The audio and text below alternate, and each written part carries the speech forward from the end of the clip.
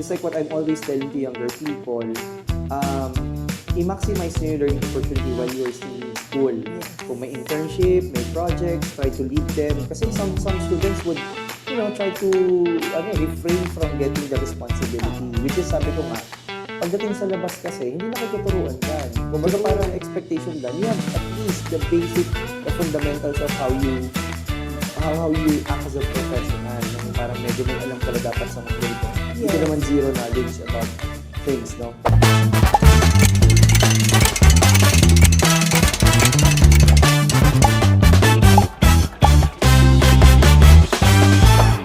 Hello Pinoy IEs! Welcome to another episode of our podcast called A Day in the Life of an IE.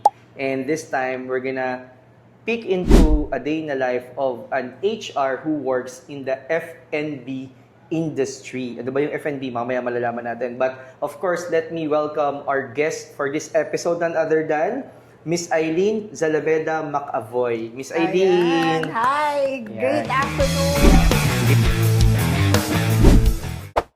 Great afternoon, default yun na bate sa Frankie's. Yes. Yan. Pagpasok mo sa store, great afternoon. Correct. And great even kapag morning. magkaka-chat. Yes. Yan. So very culture yung yung atake ng great afternoon. So again, this podcast is dedicated to helping younger IEs, younger Filipino IEs to learn more about the program or yung tinatawag the profession, no? And to give them an idea on a specific role and sa specific na industry. So, Miss Eileen, you are currently, can you give a brief background of your role now? Okay, so presently, I'm working here in Frankie's, New York Buffalo Wings as the head of actually, human resources namin dito is called People and Culture. People and Culture. Yeah, I handle the whole People and Culture division. So, under People and Culture division, meron kaming dalawang department. Okay? So, yung first department is the People Services. People Services, basically, nandito yung payroll, yan. Yung day-to-day na kailangan ng employees nandito. Wellness is there because we also have Parang mga compensation, ganyan. Yeah, yung mga inquiries. SSS. Yan, yun. Okay. Dun yun. Kasi services. People services. Oo. And then the other one is the culture and strategies naman. So basically, mukhang dito papasok yung pagiging IE natin. So, ayan, yung mga plans and programs. So, dito yon sa culture and strategies. So, two departments in one division. Okay. So, but you're heading this particular division. Yes. Kanina, no, because we are recording this in the same day, no, for Kapihan with Sir Lex, shameless plugging ng isa pang podcast. Kausap ko naman, syempre, si President, si Sir Ed Vermalo, and he's been talking about how you and him are actually partnering in, of course, developing, caring for the workforce, no, as head of yung HR, and then siya, no, and lumaki na yung population. Kanina parang if I'm around yesterday we had a Mancom, so yung report ko is 1,043. Wow, grabe, no? Sobrang dami na, no? And across 26 ata, soon to be branches. Hopefully 30 within the year, 30 branches. Yeah, hopefully. Okay, ayan. So, let's talk about now IE, no? Sa dami ng mga nakausap ko na laging IE, ganito, ganyan. Paano mo kinuha? Bakit ka napunta sa IE? Now, I want to hear your story about how did you ended up taking IE as a course? Actually, dalawa kasi yung course talagang gusto ko before. My first course is really architecture. Okay. And then, second is industrial engineer. May background na kasi ako sa pre-engineering because I'm a graduate of Mapua Pre-Engineering High School. So that's why, siguro because of the influence of the school, ayun. So, being an engineering school, di ba? Oo, being an engineering school, syempre, dahil may idea na ako, dumiretso na ako sa college na Mapua. Okay. And then when the time na nandun na kami for enrollment and all, wala nang slot for architecture. So sabi ko, pero marami pang slots nun sa IE. For IE. So since yung mga friends ko nag-IE, naki-IE na rin ako. So may social influence. Yes.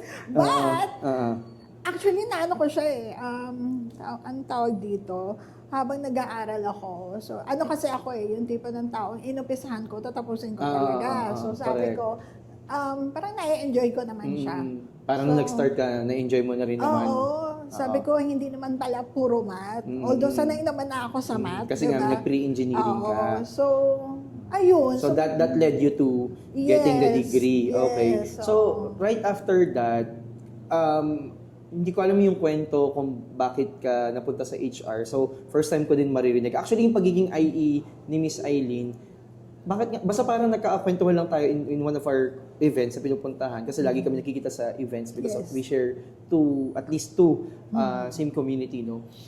Nabanggit niya IE siya. So parang, ha, IE ka, ganyan. Kasi IE din ako. Tapos blah, blah, blah, blah. Dami ko nang shinare sa kanya na ang plano pa nga namin later on, pag-uusapan natin yung pag-PPIE naman ni Madam or Professional Industrial Engineer. So ano yung naging journey mo after mo makagraduate ng IE? HR ba kaagad or may iba ka pang pinuntahan?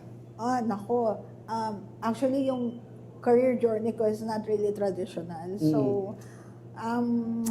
when I graduated, marami nang tumatawag. No? So, I Grabe, tried. pinag-aagawan. Nag-try naman ako sa pagiging IE actually. It's a garments manufacturing. Yun kasi yung uso during the time. Oo. Kaya lang, habang nandun ako, siguro just for 3 weeks or a month, nakalimutan ko na nga kung gaano ako katagal dun eh.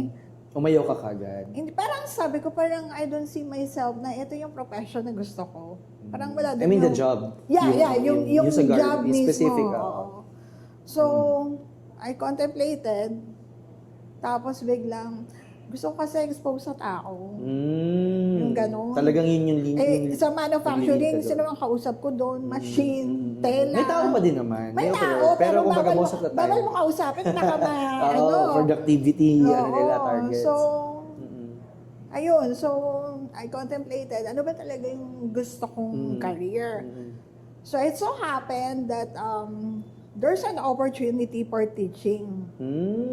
Ayun. So, ayun, nag-apply ako, natanggap ako. Syempre, And this is a university also. yes, it's a Okay. university. So, I actually teach industrial engineering subjects, yung mga major subjects. So, siguro kasi carry ko yung Mapua. So, medyo... May advantage Oo, dun sa may ano. advantage. So, ayun. So, for 7 years, nagturo ako. 7 years. Pareho pala tayo ng journey kasi ako, first job ko was also teaching. Teaching. Wala naman tumanggap sa akin. Kung ikaw meron nag-offer sa'yo, sa akin walang tumanggap.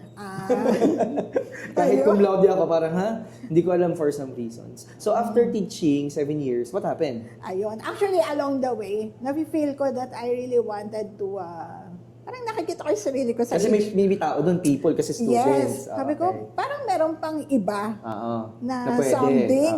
Oo. Tapos naisip ko, kumuha kaya ako ng course sa HR, di ba? Or psychology, baka pandagdag, baka, or ano. Sinuwerte na naman ako, di ba? So there's a parang job offer before in one of the biggest malls dito sa Manila, sa Metro Manila. Yan. Naghanap sila ng HR analyst. Okay.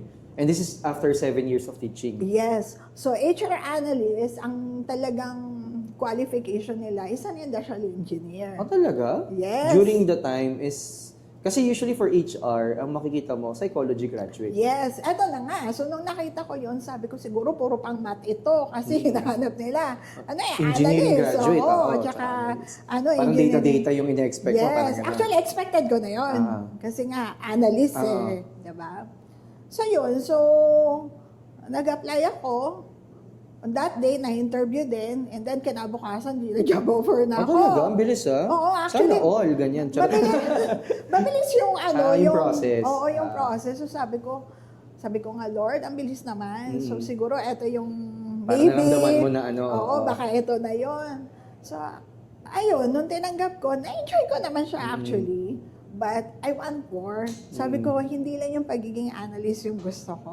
Meron pa akong gustong ibang gawin. So since na-try ko na si HR, Parang ka na doon sa specialization na yun. parang sabi ko, parang ito yung, nandito yung passion ko eh.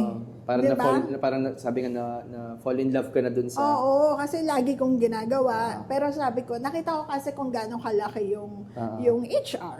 Hindi lang kasi siya basta magre-recruit, There are so many magpapasweldo. things na ano. Oo. I want to stall you a little bit because of course for our the Pinoy IEs, no, yung mga Filipino IEs na that's listening, watching. Ano yung, can you give us an idea, ano yung HR analyst? Kasi you were saying na meron ka expectation. Ano yung naging actual? Okay. So, being an HR analyst, iba-iba kasi kami noon. I think that time, 4 kaming analyst. Iba-iba yung hawak namin. Mas marami yung math sa akin. Like when you say math, like Parang data unfair. analysis, ganon. Statistics talaga. So, ano yung, if you can still remember, ano yung mga parang ina-apply ng statistics? I do manpower planning. HR yun. Yes. Because of its relationship to parang hiring. Yeah, hindi pa actually. Kasi yung hiring, yan na yung operation. Eto, hindi pa. Ano pa lang siya? Planning. Kasi yung, I remember my department that time is, so again, it's a division, HR division. Under ako ng HR plans and programs. So basically, lahat doon planning. So manpower planning. So syempre, before we hire, ilan ba yung kailangan? So yun yung dinedefine namin. And then may mga assumptions, ganyan. Yes, may data na ilalatag sa'yo. You have to, analyze it and all. Tapos, aside from that, of course, yung statistics, diba? Ilan yung tao, ganyan. Ganyan. Oh, okay. And then policies and procedures Kasi related later sa on, mga ganon. So that was the job before. So after that, you mentioned parang medyo, tama ba yung pagkakaroon ko, na-bore ka or parang nakita mo yung gano'ng kalaki yung HR, you wanted to explore further. Yes. Hindi naman ako na-bored. Actually, yun yung challenge ko talaga na marami pa akong pwedeng matutunan out of it. So, ayun. I tried training din, mga ganyan. So, parang basically yung mga, what do you call this, mga departments ba? Or yung mga bawat functions ng HR, naikutan mo din talaga? Actually, dun sa company na yon plans and programs lang talaga ako. But the exposure, kasi syempre maraming training. So, I always grab that opportunity until merong mga companies na nagparamdam, if you want to, you can join us, ganyan. So, syempre, bata ka pa, marami kang gustong gawin. So, you're also aggressive to, opportunities. Diba? Yes, opportunities exactly. yan eh. So, ganun ako nung bata-bata. Bata pa naman ako. Wala naman nag-ano ng age. So, yun. So, I kept trying until siguro yung pinaka-highlight ng career journey ko is after ko na-try ang telecoms, nag-telecoms din kasi ako. Yung industries, kumbaga. Oo. After that kasi, na-try ko mag-startup, HR. Ito na yun sa F&B.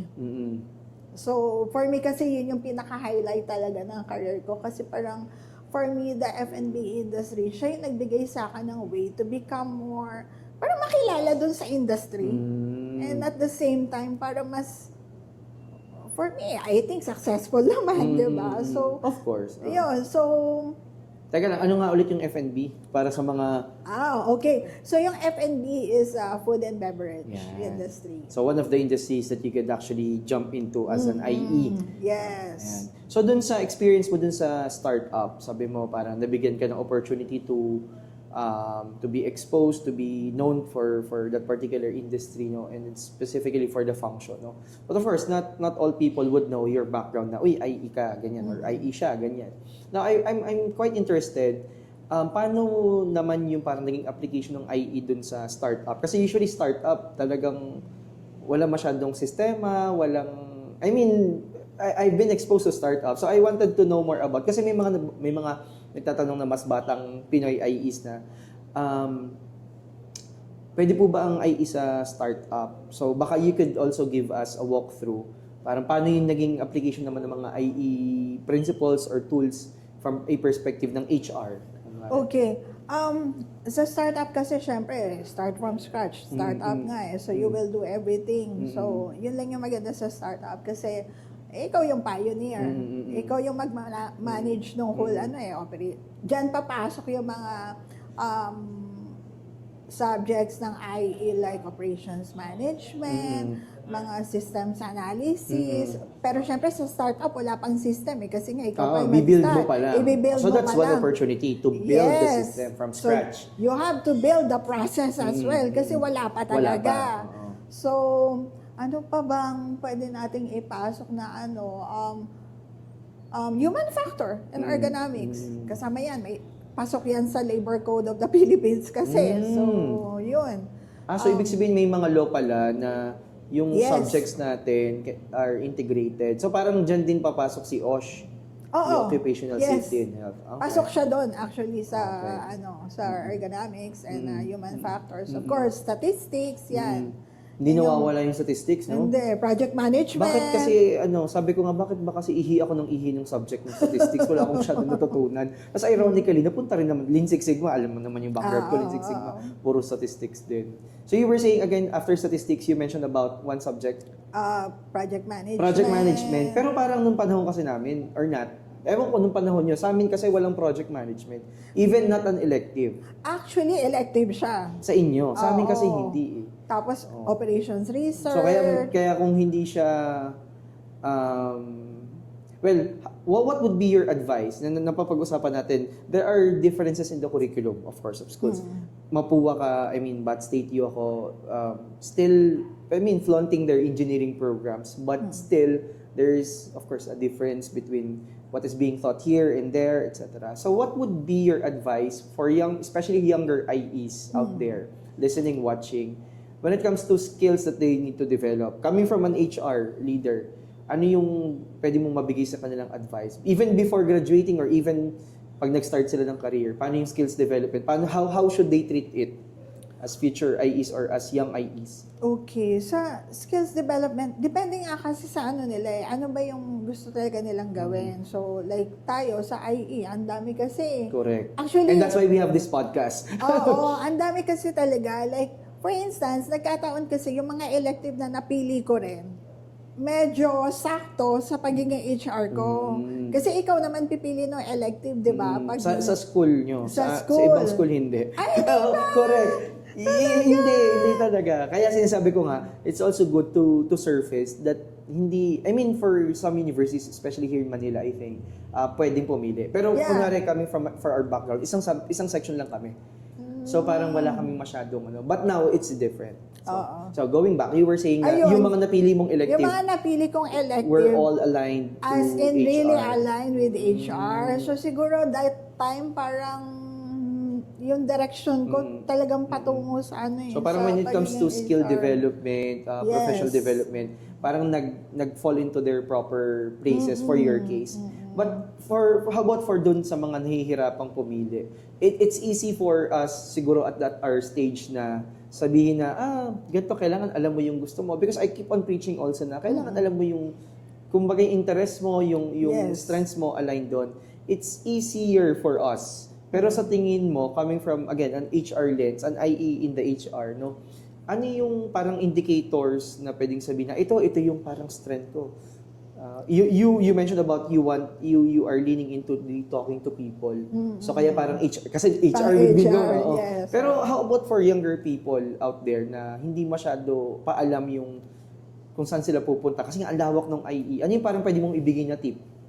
Siguro ang advice ko sa kanila is to know themselves better. Yun naman talaga. Ano talaga yung sa tingin nila would make them enjoy yung not just the study, yung mga subjects, di ba? But yun yung mag-enjoy ka eh. Yung parang enjoy mo. So for example, Yung kahit gano'ng if kahirap you- yung exam, alam mo yun? Yung, kaya ko na yan, kahit hindi ko na siya masyadong, So for example, you enjoy, let's say, running some sort of, let's say, operations. So parang sa operations ka, if you wanted to parang handle projects nung estudyante Yes. ka, parang gano'n. Actually, nung estudyante ako, I always make sure na ako yung leader ng mga projects. Kasi ako talaga yung nagbo-volunteer.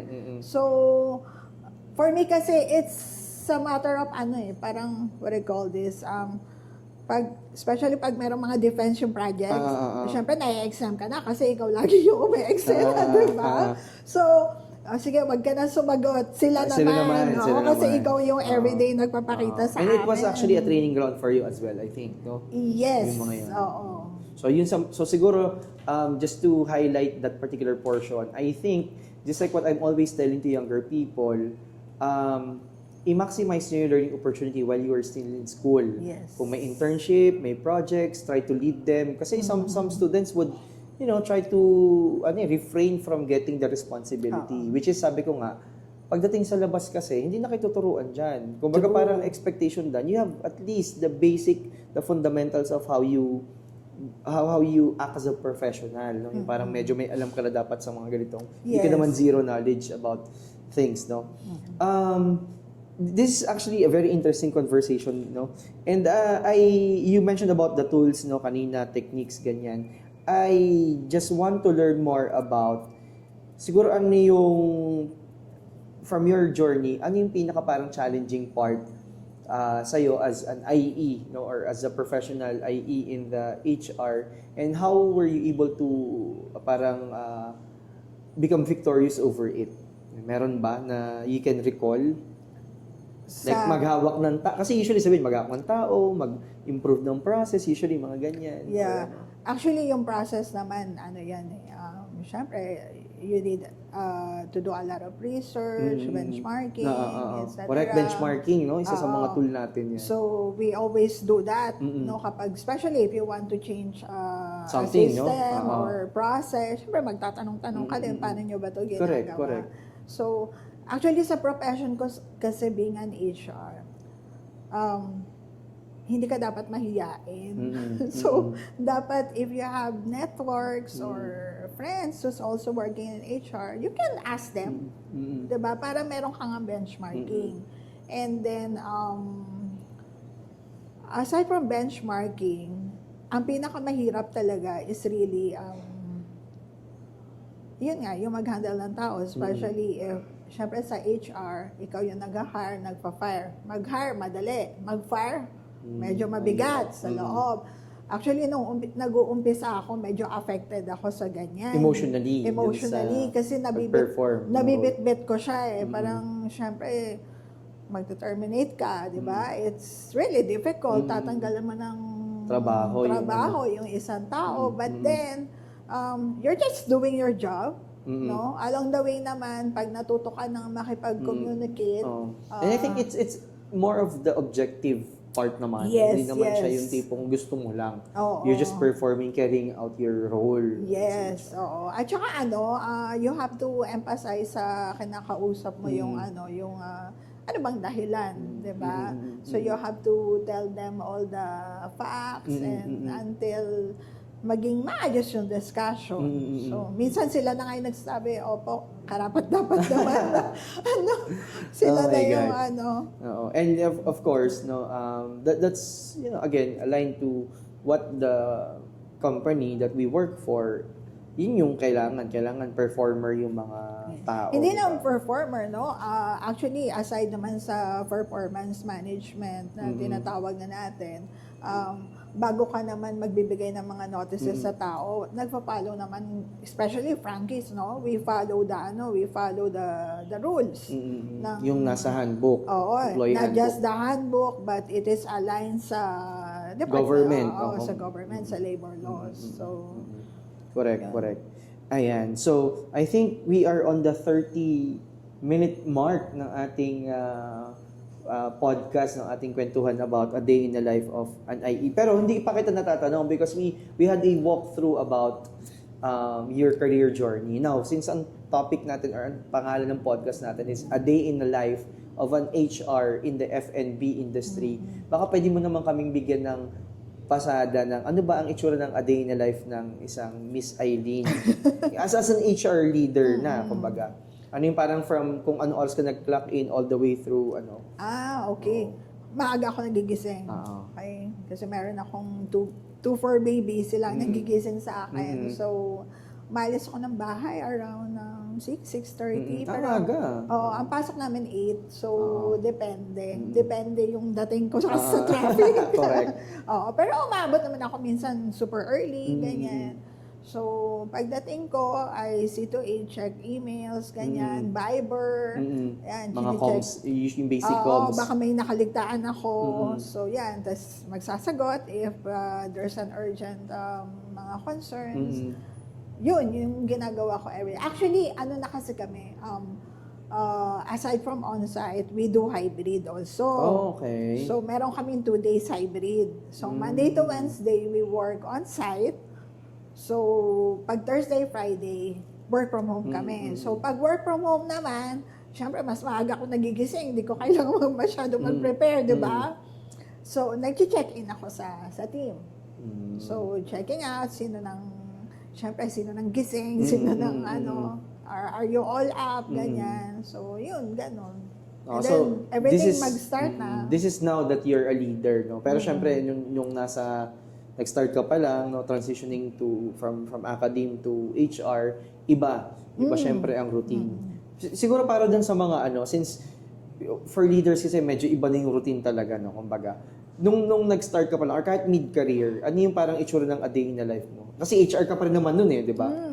Ibang industry lang siguro, pero Oo, nung HR analyst ako, actually medyo it's a big transition for me, but nakapag-adjust naman ako with the help of my mentor before. Kasi IE din yung mentor ko eh. So, nice. So basically, medyo we speak the same language. So, hindi masyadong nahirapan. So yun, nagka-clock in din. Doon yata, as I remember it right, 9 to 6 kami. But we work so late there. So lalo na pag may mga meetings, we have to wait until 9 o'clock kasi minsan may mga need. Being an analyst, diba?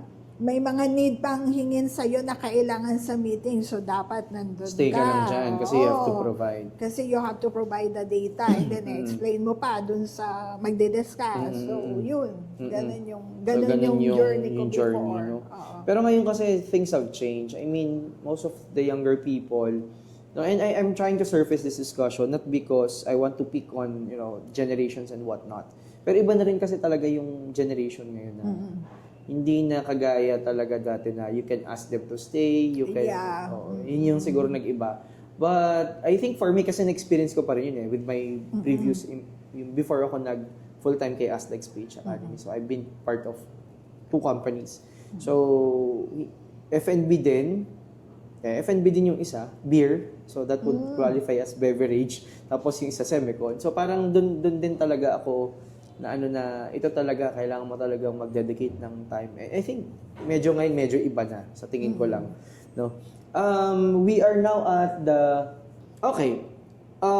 we will be moving forward with, so right now, dito sa organization ninyo, may mga iba bang IEs? Meron. Kasi we Nasaan have sila? Nasaan silang department? QPM. Oo. Quality and productivity. Ganyan. Actually, ang tawag dito, quality, nakalimutan ko, sorry na. Papatawag ka ng HR. Ay, sorry, ikaw yung HR. Basta quality, pero process. Or quality. Processes, documentation. Okay. Tama, QPM. Yeah.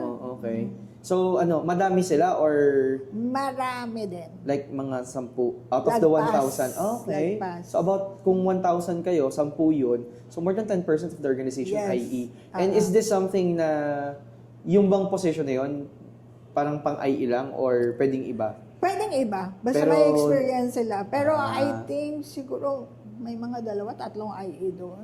So, hindi ko na matandaan yung population ng Pero basically, Nice. yun talaga doon mo ma-apply yung IE. Oo. Yan. Sige, kasi gusto rin nating ipakita dun sa mga listeners natin, sa audience natin na, for example, yung organization that our guest is working with or is affiliated to, is pwede kayong mag-reach out dun sa mga Yes. companies na yun, magpasa kayo ng mga applications. And there was one, if you can remember, kaklase ng mga nag-alab before, si JM. Oh, yeah. Oo. Si JM, di ba?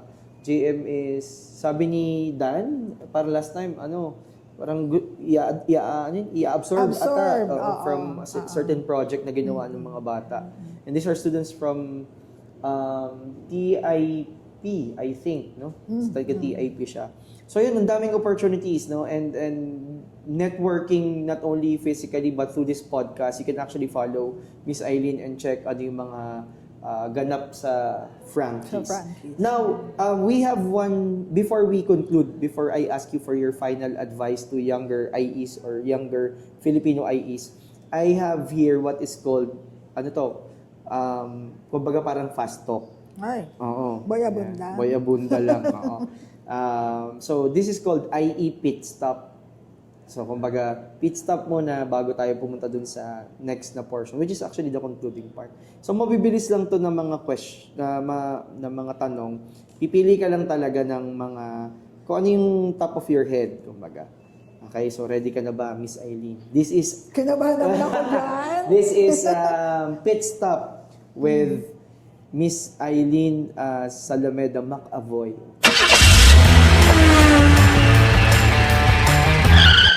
Wag kayo, ano ha? Important. Important.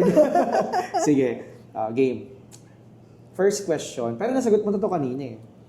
Is IE your first choice or X choice? X choice, kasi nga your first choice was Architecture kasi before. So, what's one IE tool that you are usually utilizing?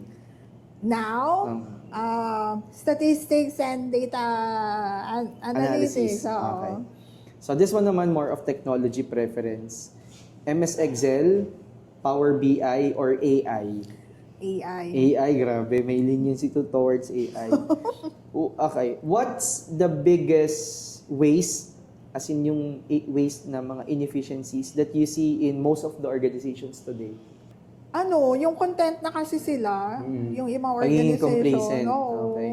So, Ayaw basically, na nila mag-improve, gano'n. which is it's a cardinal sin pagdating sa IE. Oo. Kailangan continuous improvement. Ay, oo nga, kasi IE tayo. That's why we always look for improvement. Yung framing natin, Oo. iba. Alam mo, ngayon ko lang yan na sabi ko, bakit gano'n? Bakit ganun ka kasi ganun ka Ba't gano'n ako hinulma? mag-isip? Oo. Yan. So, yun pala yun. So, which IE skill has helped you the most in your career? IE skills?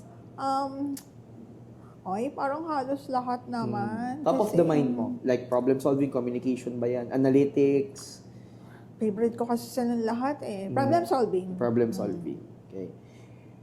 If you could improve only one process in the world, what would it be? The process of politics. Sige, iwanan na lang natin siya dyan. baka ma-boycott tayo sa...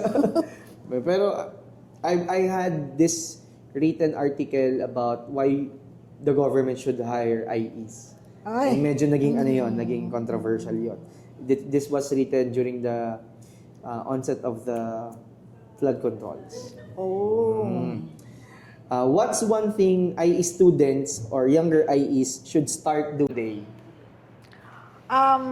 Kilalanin nila ang sarili nilang mabuti. Okay. Yeah. So not only parang personally, ganon. Yes. Different facets. Okay. What else? So which industry do you think offers the most opportunities for IEs right now? Right now, I mean kahit hindi F&B. Bias ako eh. F&B pa din. F&B pa rin. So sa bagay, kasi food is like a staple. I mean, hindi mo tatanggalin yung pagkain sa tao. At saka may processes involved, may systems involved. Diba? Alright. In one word, what makes a great industrial engineer? Ay, ang lalim Candidate naman number nun. 1, this is your question. Thank you for that wonderful question. Ano ba? I think na-hint mo na kanina yung yung continuous improvement na Oo nga. Actually, mindset. Which is you're actually unconscious. Oo, it's not just about improving processes kasi or system. It is something about improving also the way people and organizations perform and Correct. how It's a system. to be successful in it. Diba? So parang it's the whole system. Everything is improvement. So huwag kang mag-settle na, alam ko na yan eh. Meron pang iba. Correct. Diba? Parang AI. Ito, talaga, AI kasi nasa pangalan mo, Ah, Eileen. yes. Actually, yun yung sasabihin ko. AI for Eileen, ganun. And last is, complete the sentence. Industrial engineering is blank. For me, it's an art and science. Wow. Talagang napaka-philosophical ng art and science. So, thank you so much, Miss Eileen. And that was IE Pit Stop. Yan. So, Yan. now we're moving to the last portion of our meron pa pala. episode. Ano lang to, parang your words of encouragement or words of advice to young IEs or even yung mga mid-career IEs out there. Ano yung pwede mo ma-advise sa kanila? Siguro doon sa mga mid muna, no?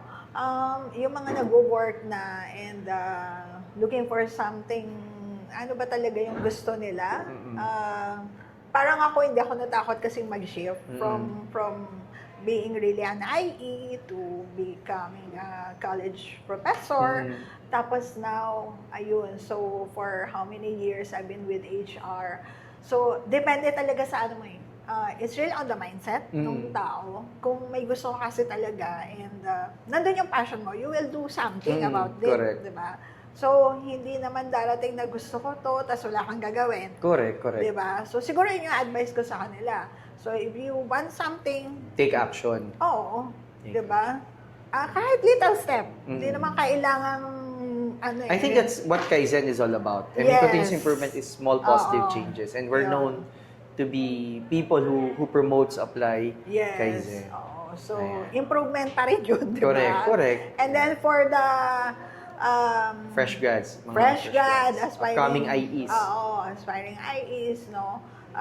Ako, ang lagi ko ang sinasabi, even sa mga pamangkin ko, no? Kasi I don't have kids. Ang kids ko for babies. For babies. Oo, pero mga IE din yan. IEHR actually. So yun, ang advice ko is, alamin nyo sa sarili nyo, ano ba talaga yung passion ninyo? Ano yung gusto nyong gawin? What makes you happy? And then, doon magsisimula lahat kasi. And you will become successful with that. Basta masaya ka doon sa ginagawa mo. Hindi mo isipin, ano ba yan? Nakakapagod? Walang ganon. Okay? Parang, hindi ako napapagod actually. Siyempre napapagod physically, but yung mindset ko kasi is different. Na pag inisip ko napapagod ako, syempre buong katawan ko mapapagod. That's how powerful diba? your brain is eh. Oo. When you think about it, di ba? I believe in positive thinking. So, ayun. So, for me, ayun lang. Kilalanin mo mabuti yung sarili mo, ano yung gusto mo, and what will really make you happy, and go for it. Yun. Yeah. Thank you, Miss Eileen. I hope na napulot yun or na-capture yun ng ating mga audience, no? Both yung mga upcoming IEs, yung mga mid-career, and even yung mga seasoned IEs na posibleng makinig ng ating episode for this particular session. No? So maraming salamat po ulit, Miss Eileen. And thank you for sharing your space with us here at Frankie's headquarters. Ayan. And this has been a day in the life of an IE as an HR in the F&B industry together with Miss Eileen Zalameda Macavoy. So watch out for our next episode. At kung may gusto kayong specific na function at industry na gusto nyong marinig kung paano nag-work as an IE, pwede nyo pong i-drop dyan sa ating comment section. And don't forget to subscribe to our platforms here at Spotify and on YouTube. So maraming salamat, and that has been a day in the life of an IE. Bye! Thank you!